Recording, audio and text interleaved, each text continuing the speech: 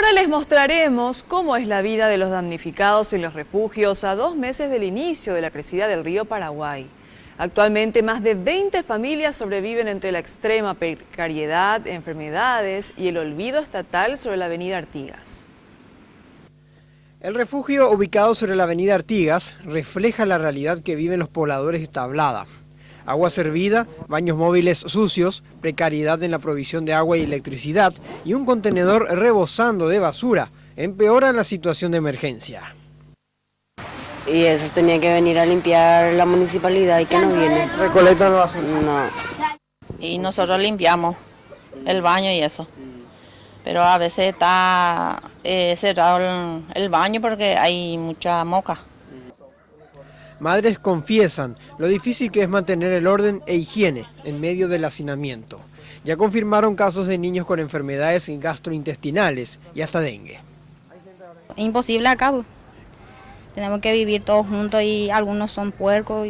Ahora ellos están en la escuela y eso ahí limpian la mano y eso. O sea, acá no están teniendo mucho tema de jabón, lavandina. No tenemos luego nada todavía.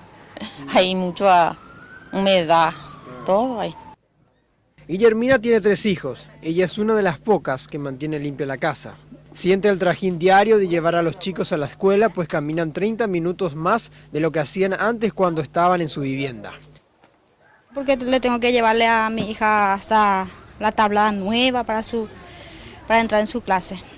Porque viste que mi hijo y eso entra en San Vicente de Paul.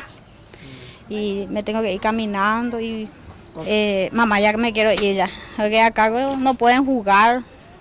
La verdad que queda poco espacio acá. ¿Cómo te sentís cuando te dicen eso? Y así más o menos, porque ¿qué vamos a decir? Somos pobres. Gastó 600.000 guaraníes de su bolsillo para ampliar su casa, porque las autoridades solo le entregaron unos pocos puntales, terciadas y chapas. La mayoría tiene 3 camas que ya no entran. De mi parte puse en terciada, compré 6 terciadas y los puntales y eso compré toditos, porque 4 nomás lo que dieron, 4 nomás, poco es, y poco es la ayuda.